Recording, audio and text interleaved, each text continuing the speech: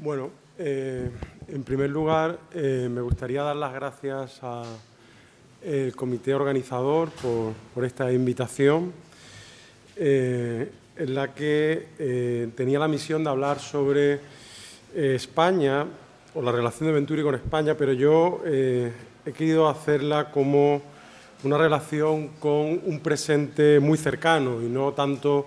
una relación histórica remontable principalmente a los años 70, cuando se origina el impacto de Venturi en España. También he entendido que la invitación por el nombre del Congreso tenía que ver con Venturi y de este modo, igual que algunos de los ponentes que han presentado en la mañana, mi lectura de Venturi va a centrarse principalmente en aquello que ocurre antes de la llegada de Denise Scott Brown, prácticamente diría que hasta 1963, que es cuando está concluido el borrador, que va a ser prácticamente definitivo, del libro Complejidad y contradicción en arquitectura. La manera en la que me gustaría recuperar a Venturi para ver también si existe una pertinencia para hablar de cierta arquitectura del presente tiene que ver con la noción de manierismo y entender cómo Venturi ha sido quizá una de las personalidades en arquitectura que más fehacientemente ha defendido una posición manierista, creo que de modo consciente. Eso me lleva, como digo, a centrarme más en complejidad y contradicción que en aprendiendo de Las Vegas, incluso centrarme más en la componente formal más que la componente simbólica, entendiendo también que esa componente formal, en cierto modo, en el propio Venturi, como él ha tratado de manifestar en complejidad y contradicción,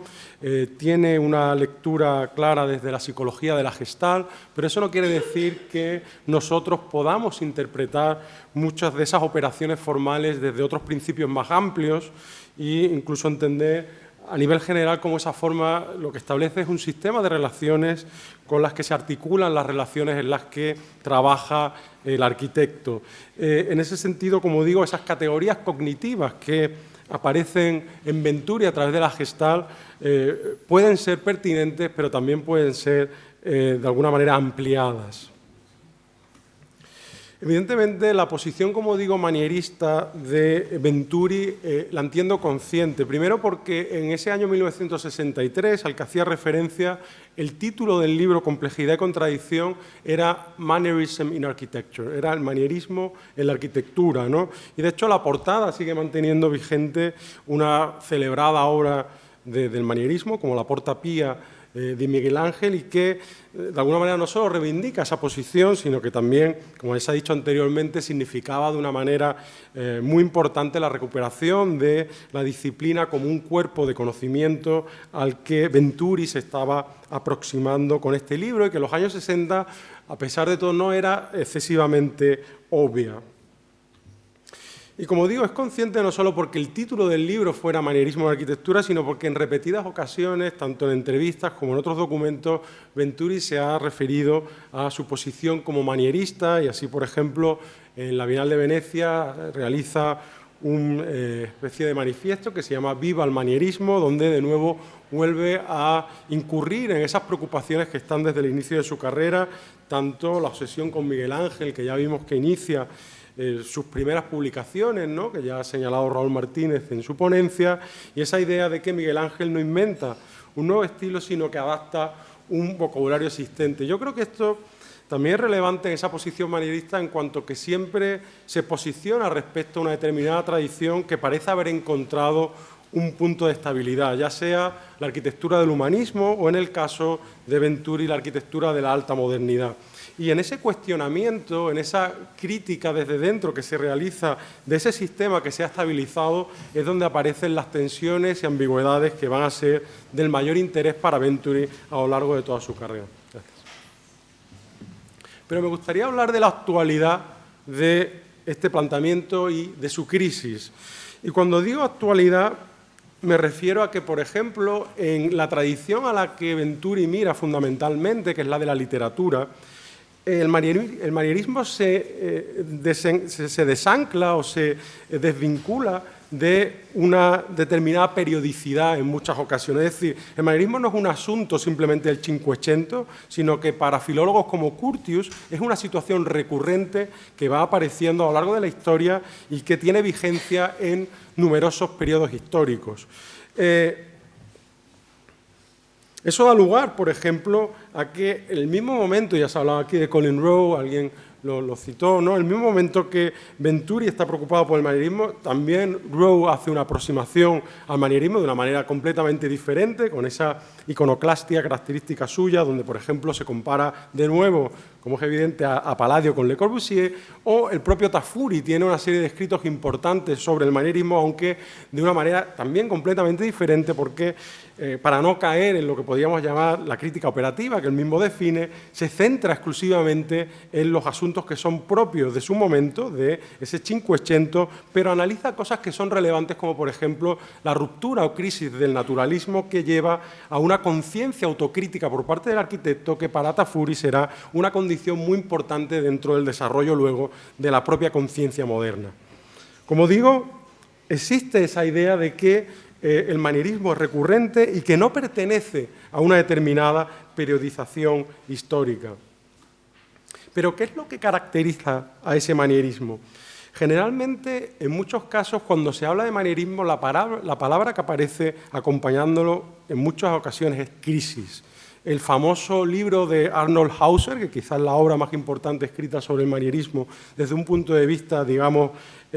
abarcador, habla de manierismo, la crisis del Renacimiento. Y crisis aparece una y otra vez señalada en estos libros, pero en muchos casos, como por ejemplo también en el libro de Friedlander, donde de alguna manera se redime al manierismo de ser una condición amanerada, grotesca, artificiosa y se convierte en algo más profundo, en todos esos libros se habla de que seguramente para el autor manierista la condición de crisis es entendida de una manera diferente. Es decir, para el manierista la crisis es la situación común, es la constante, mientras que esos episodios de estabilidad, como por ejemplo la alta modernidad, la arquitectura del alto renacimiento, son las excepciones. Es al revés, la excepción es esa arquitectura que ha alcanzado un determinado clímax en el urbanismo y la condición recurrente del arquitecto es ese estado continuado de crisis.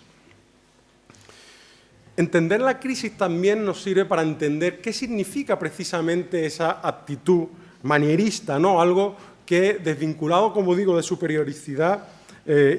histórica, nos habla de lo que, por ejemplo, decía Panofsky, ¿no? En su libro sobre la idea, hablaba de que el manierismo era una actitud mental, ¿no? Y por tanto no se refería en ningún periodo histórico, ¿no? Pero como digo, la crisis nos ayuda a entender qué significa ese manierismo. Y quizá una de las personalidades que más ha trabajado desde el punto de vista de las ideas, qué significa crisis, es Reinhard Koselleck.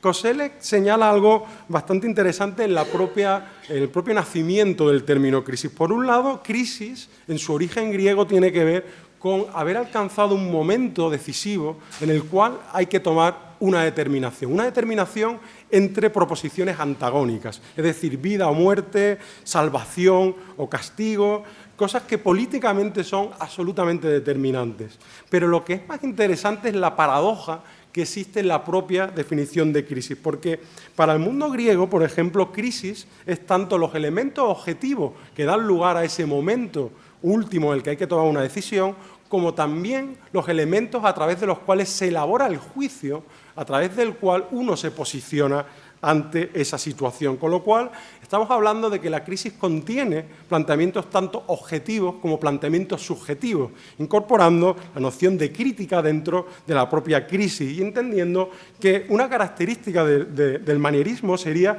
entender esa crisis continuada como una necesidad de una posición autocrítica respecto a los sistemas desde donde se está trabajando. La referencia literaria siempre es importante, lo es en T.S. Eliot, para Venturi lo es en Shakespeare como escritor considerado en literatura como manierista por su ambigüedad de significado, pero para Hauser, por ejemplo,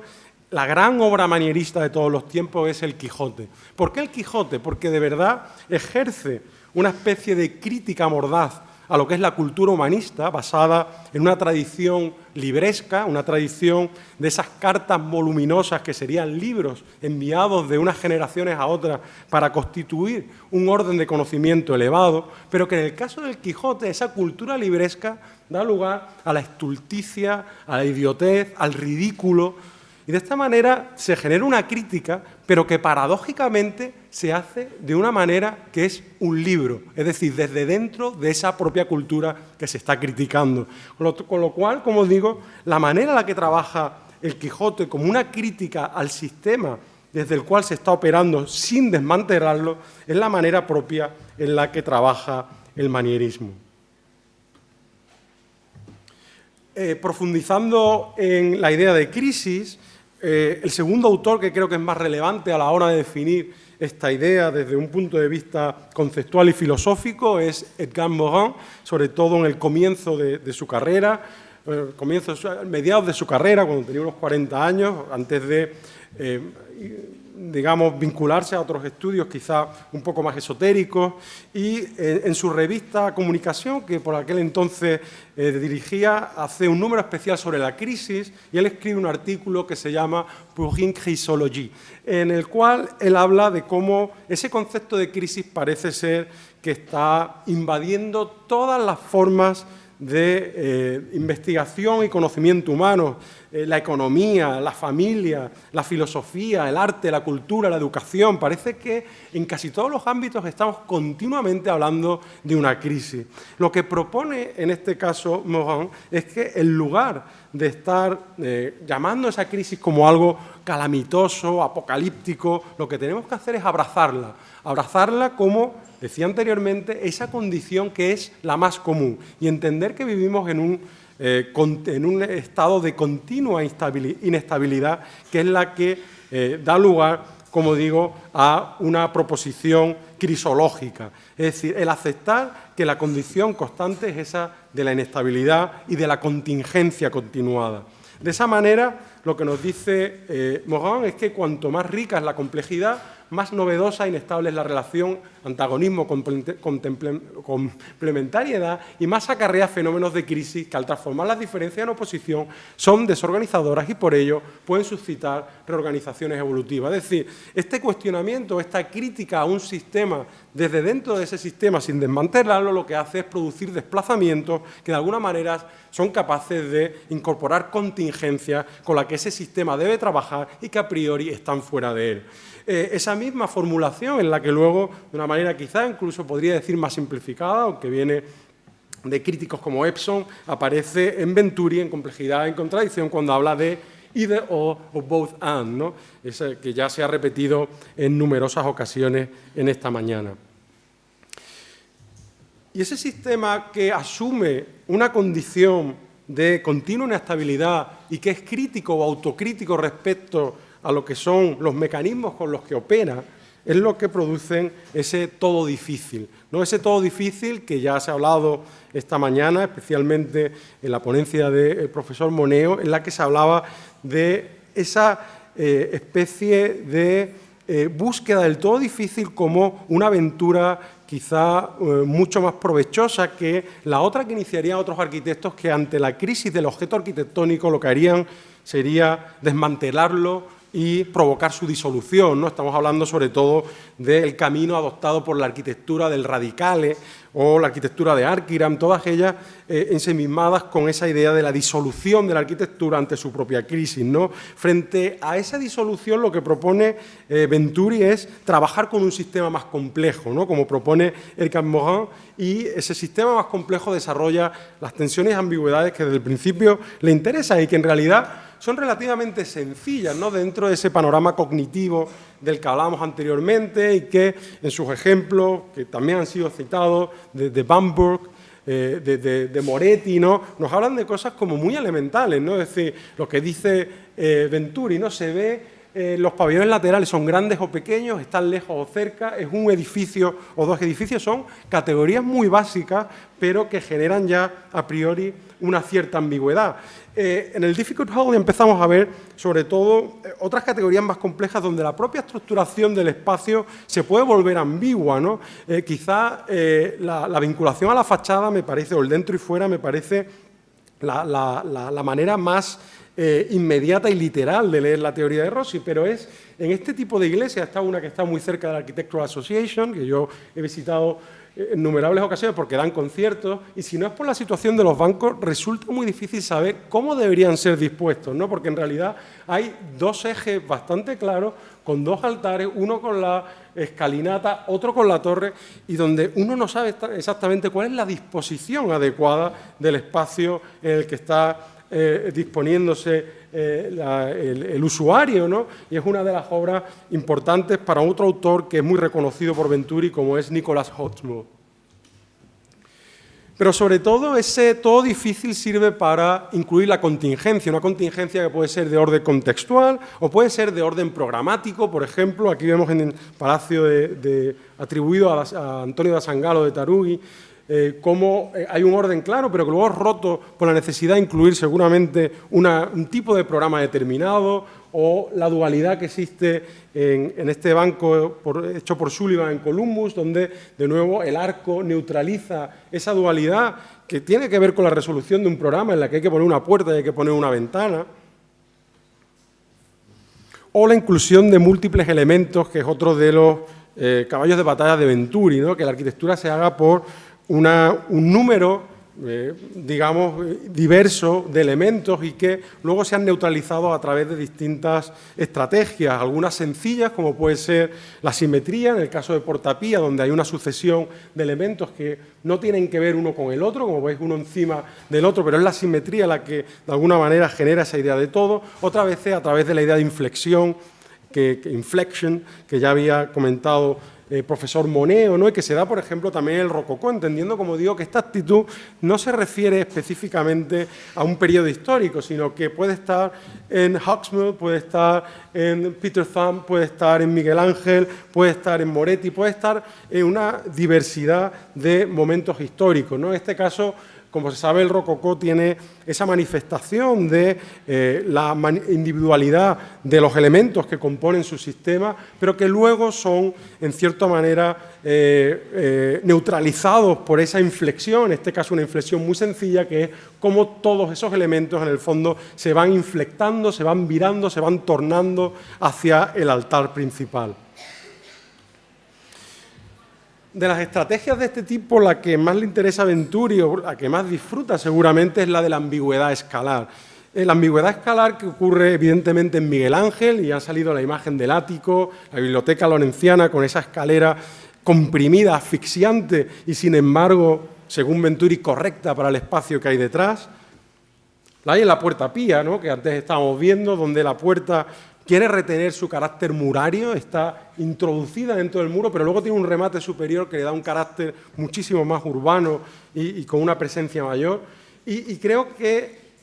ese tipo de mecanismos son especialmente relevantes porque esa ambigüedad de la escala nos sirve, o le sirve a Venturi en algunos casos, para establecer una relación con la ciudad, ¿no? Como en esta otra iglesia de Inglaterra, de Londres, también de Hawksmoor, donde hay una relación bastante clara entre una escala que sería la del peatón, que es donde cuando uno está en el lateral de la iglesia específicamente, aquí estamos viendo esos contrafuertes muy marcados de la iglesia de Christ Church, así es como se llama, esta iglesia de Hawksmoor, en Spitalfields, y parece uno que no ve la parte superior, de hecho está envuelto por un edificio que tiene una escala bastante mundana, bastante cercana a la escala de la persona como viandante, pero cuando se aleja de la edificación empiezan a aparecer esas otras escalas que nos llaman a hablar de un edificio completamente urbano, hasta el punto de que es un edificio fundamental, como las otras 6 iglesias que hace Hawksmoor en Londres, para organizar el tejido residencial del Londres de la época, ¿no?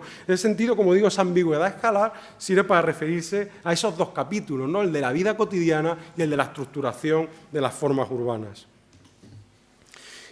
Y ese repertorio es el que está en las primeras obras que, como digo,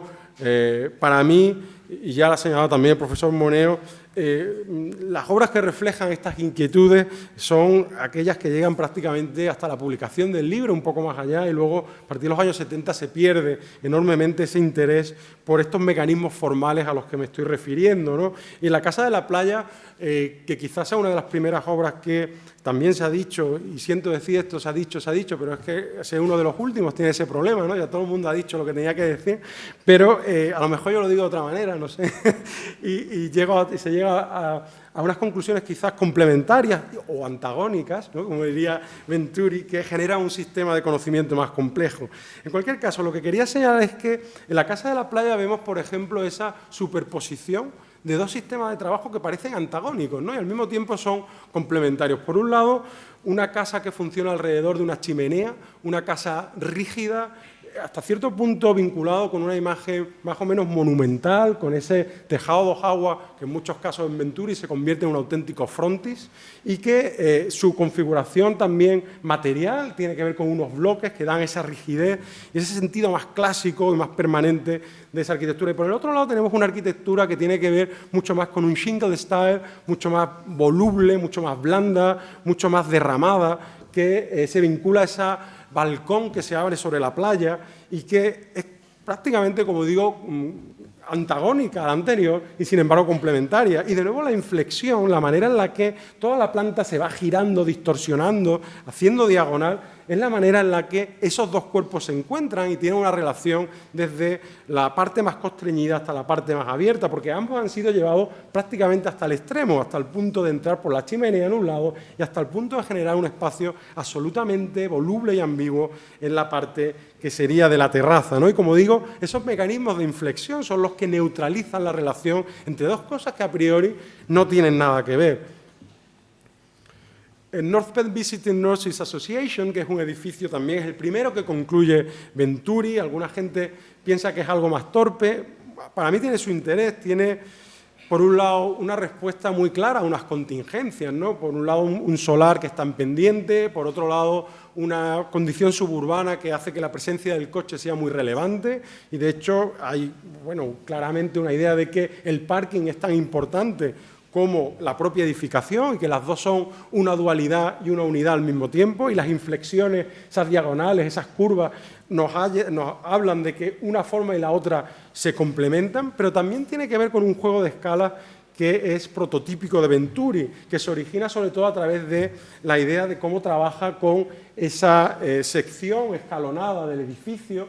porque está en una pendiente y la entrada se produce a través de una medio planta, con esa escalera que estamos viendo en el centro del edificio. El resultado es que la fachada que se presenta frente a la avenida tiene esa auténtica dislocación escalar por la cual la ventana llega a ser enrasada con el dintel de la puerta y llevada justo hasta el máximo posible de lo que sería el remate de la cubierta, ¿no? Una apertura dislocada que, como digo, puede responder sobre todo a la visión que se puede hacer desde un coche de esa arquitectura, ¿no? Y esa monumentalización de la suburbia que tanto le interesa a Venturi. Pero evidentemente esto es una arquitectura que cuestiona y tensiona esos aspectos desde unos sistemas constructivos que no le permiten hacer eso, ¿no? Es un balloon frame, de nuevo. Antes, cuando enseñaba a Jacobo la casa, pues precisamente es esa docilidad, esa blandura, ¿no?, del balloon frame, lo que permite pues, que la casa se transporte, se aligera, tenga esa... Pero en este caso ese hueco necesita ese extrañísimo mástil, ¿no?, que estáis viendo, que es prácticamente la contradicción absoluta de la construcción desde la que se está trabajando, ¿no?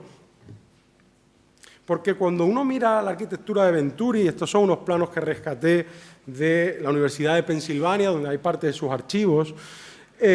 uno ve que los planos son casi de carpintero, ¿no? Hay muchísimo interés sobre las juntas que están medidas al milímetro y que, de alguna manera, resuelven prácticamente todos los intereses de su arquitectura. La manera en la que ese mástil aparece o se revela la finura de la envolvente del edificio porque está hecha con un sistema balloon frame, todo eso se resuelve a ese nivel de detalle que yo creo que es relevante y que, en gran medida, muchas de estas obras que estamos llamando, que puede tener una actitud, una mentalidad manierista, funciona también en esta escala porque el arquitecto tiene un enorme control sobre ella, ¿no? Y eso nos devuelve a las sensibilidades que habían surgido en proyectos expositivos como Minor Architecture, ¿no? Y se vuelven mucho más difíciles de llevar a cabo cuando estamos hablando de arquitecturas de otra escala. Esto es una hipótesis, ¿no? Pero me parece que cuando la arquitectura de Venturi cambia de escala, parece que pierde muchos de los atributos que tenía esta escala pequeña que estaba controlada hasta estos niveles de detalle.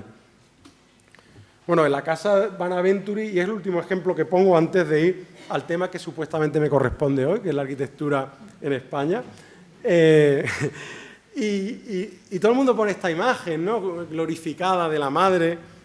como si fuera Octavia,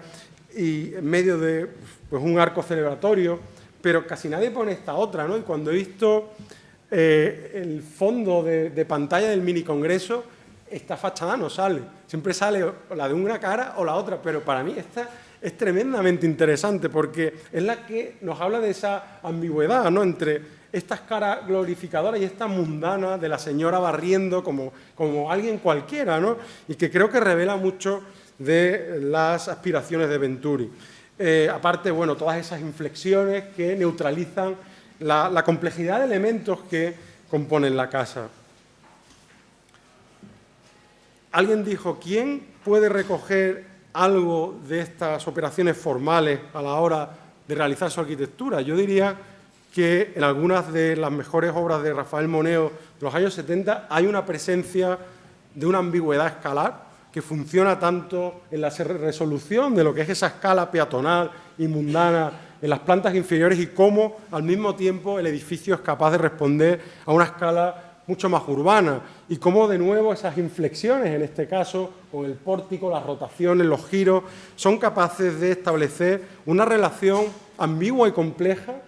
entre si el edificio está respondiendo principalmente a una relación con el Palacio de Marqués de Mudela o está refiriéndose a una relación con el Paseo de la Castellana. En realidad, no podría decirse que hace una o la otra, sino, como diría Venturi, es both and, hace ambas, y por eso genera una ambigüedad que hace este edificio tan interesante. Pero mi interés no es hablar de esa recepción, como decía en los años 70, sino la recepción actual de estas ideas que tienen que ver con la forma en arquitectura y su manera de ser entendida por arquitectos como, ya se ha hablado de Office, ¿no? Y el libro de Difficult Hall, o incluso la celebración de Complexity and Contradiction at 50, que se ha hecho al MoMA con motivo de los 50 años de la publicación del libro. En ese sentido, voy a hablar solamente de dos oficinas de arquitectura que para mí me parece que son tremendamente manieristas en la manera en la que trabaja, pero no entendiendo este manierismo de manera peyorativa, sino como esa forma de ser crítico, autocrítico en este caso, con un sistema de trabajo desde el que se está operando y al mismo tiempo ser capaz de introducir diversas contingencias. Una imagen ha aparecido ya a la izquierda, la otra no ha aparecido aún y es portada de un croquis de no hace mucho tiempo. En cuanto a la imagen no aparecida aún, es de TEDA, de una oficina que, digo, corresponde a lo que son los intereses en parte, o de una parte de arquitectos de mi generación. Y TEDA trabaja mucho con una idea de recinto,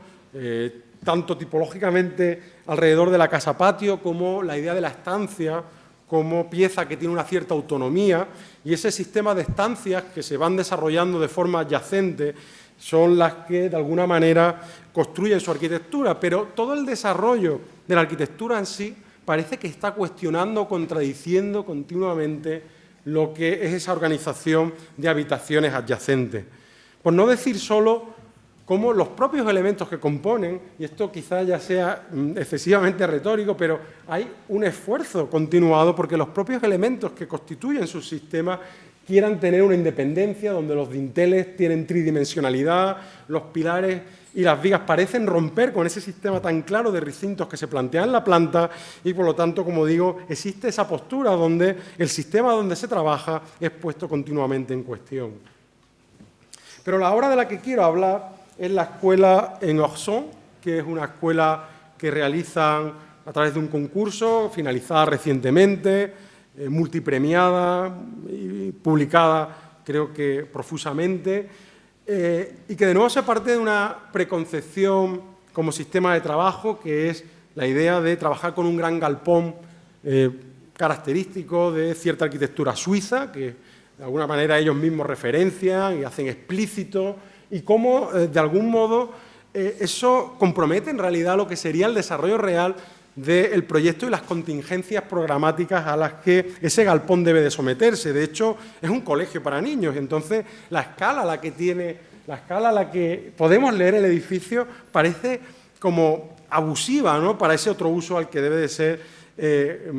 digamos, dirigido el colegio. Por eso los arquitectos tienen la necesidad de meter estas líneas, ¿no?, esas especies de pequeños, digamos, molduras casi, ¿no? ¿Por qué no, no? Podría ser un sentido figurativo que rompen la escala completa del edificio y nos ayudan a entender la escala real a través de las 3 plantas de los que se compone. Pero luego, por otra parte, esa idea de que el edificio se rompe y demuestra su escala rompiéndose en 3 partes, en ese tripartito, está contradicho por lo que sería el desarrollo constructivo, en el cual la idea de esas franjas verticales, que es la construcción real del edificio, prevalece sobre el orden horizontal que nos sirve para la escala, ¿no? Y uno y otro se van negociando mutuamente. Pero quizá ese gesto sea el más epidérmico dentro del proyecto. Quizá donde se vea más claramente esa actitud manierista a la que me refiero es en la disposición en la planta, una disposición que se organiza de manera central,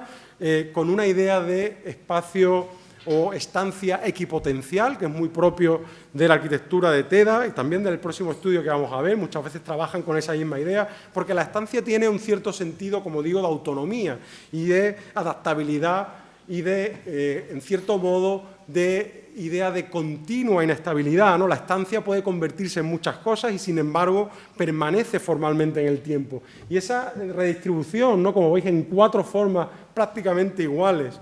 intercambiables, equipotenciales, es como característico de TEDA, con esa especie de centralidad que distribuye a esos o irriga esos 4 estancias, como digo, equipotenciales. Pero todo el desarrollo de la sección niega esa estancia, ¿no? No solo rompiendo esquinas, y aquí vemos otro detalle que mucha gente ha dicho, joder, que excesivamente manierista, esos sillares que tienen que desplazarse, ¿no? ¿No se han pasado un poco? Bueno, puede ser, puede que haya un exceso de manierismo, ¿no? No cabe duda. Yo creo que también hay una reducción de escala que tiene que ver con lo que sería, ¿no? Está una arquitectura para niños y tal. Puede ser, no sé, pero no es eso a lo que me quiero referir, a ese manierismo tan explícito, sino la manera en la que continuamente esas estancias que en planta aparecen definidas con absoluta claridad, que se ven como absolutamente adaptables y cambiables las unas a las otras, luego en sección se escapan por todas partes, parece que fluyen, parece que nos permiten ver mucho más de esa escala general del edificio que la constricción del edificio en planta parece que nos está negando continuamente. Y quizá el gesto más manierista de todo es aquel que mete, ¿no?, en el que introducen este gran pilar, en este caso, evidentemente, ese pilar central que unifica toda la estructura del edificio. Ese pilar no puede estar fragmentado como los sillares que hemos visto a la entrada. Este pilar tiene que ser continuo, porque es un pilar que revela la escala completa del edificio. Pero esa revelación se hace dentro de un espacio absolutamente constreñido, como veis, recortado de la espacialidad principal, y donde de alguna manera estamos viendo al mismo tiempo esa escala diminuta, domesticada, infantil, de estancias que se repiten, y esa otra escala que es contradictoria respecto a esa escala infantil que está traída por este gran pilar y que conviven el uno y el otro en ese both and, que podríamos decir que es como uno de los mayores gestos manieristas que hay en este proyecto. La otra oficina de la que voy a hablar, que es Mayo, también tiene una tradición de trabajar con proyectos de escala pequeña, muchos de ellos incluso de interiorismo, con lo cual la idea de esa inestabilidad y de esa contingencia es como una coyuntura dada, y eso quizá favorece este tipo de actitud mental que hemos llamado manierista, y sobre todo el no renunciar a esas contradicciones que a veces se vuelven completamente explícitas, quizás demasiado explícitas, como el Bad Node, donde de repente un sistema se intersecciona con otro sistema y no pasa absolutamente nada. Pero me gustaría hablar de un proyecto que es mucho más sutil en ese sentido y que es la obra que creo que es más importante de la oficina desde que inició su andadura hace poco más de 11 o 12 años, que son los 110 alojamientos en el ensanche de Barcelona. Solo por mostrar una comparación, en un lado vemos cómo un arquitecto como Toyo Ito resolvía el problema de un edificio en el ensanche, en el otro lado vemos cómo lo resuelve Mayo, ¿no? En cierta medida, Toyo Ito, esa contradicción respecto al sistema con el que se está trabajando no es posible. De hecho, su sistema anula cualquier tipo de contingencia exterior, cualquier tipo de contingencia interior programática y tiene una lógica que es absolutamente autónoma. Sin embargo, en el caso de Mayo, vemos que no hay ningún problema por acogerse a lo que son esas contingencias, a lo que es la arquitectura del Eixample, a lo que sería el pórtico en planta baja, con esa doble altura monumental, el balcón individual. No hay ningún problema por aceptar esa contingencia. Pero dentro de esa aceptación aparece esa autocrítica a la que antes nos referíamos y que forma parte de esa actitud manierista. Porque si bien la altura del portal está mantenida, y esa ya me quedan 3 segundos, la altura es mantenida, sin embargo, todo lo que eso representa en la cultura burguesa catalana está puesto patas arriba. Es decir, esa presencia frontal que suele tener el portal con la escalera, el ascensor, esa especie de show-off, esa especie de manifestación típicamente exhibitoria, ¿no?, que tiene la cultura burguesa que se da en muchos de los edificios del ensamble, está distorsionada a través de esos cuerpos que se van maclando, se van uniendo, se van rotando y convierten esa frontalidad en algo completamente diferente, una especie de paseo donde hay que descubrir las cosas, una especie de paisaje indefinido, donde no se sabe por dónde se transita y que se va, como digo, descubriendo poco a poco entre esos materiales que sí son propios algunos, como esos, digamos, mármoles del Caro, ¿no?, mármoles serpentina verde, ¿no?, que aparecen tanto en los portales del Eixample, pero configurados de una manera que, como digo, trastocan esa monumentalidad para convertirla en otro tipo de experiencia. Por no hablar de la planta principal, de nuevo hablamos de una planta de carácter equipotencial, en cuanto a que todas las estancias podrían ser intercambiables prácticamente, todas tienen unas dimensiones parecidas, la manera en la que se disponen también es a través de una adyacencia y en este caso la conexión a falta de pasillo y hablando de esa adyacencia se formula a través de una enfilada, pero esa enfilada se distorsiona y se convierte en algo diferente a lo que es la enfilada tradicional, clásica, en la que se revela el corazón de cada una de las estancias. En este caso, la desviación diagonal lo que consigue es preservar una parte del carácter privado de la estancia, que no es revelada al resto de la habitación, pero sin embargo ofrece una sensación de continuidad respecto a la estancia siguiente. De esa manera se genera una intensa tensión entre la capacidad de la edificación para generar estancias individuales y al mismo tiempo para generar una idea de continuidad y apartamento que tiene una escala que en realidad no es la que tiene, la escala es diminuta, es minúscula, habría que hablar también de qué significa esto desde el punto de vista social, ¿no? Esta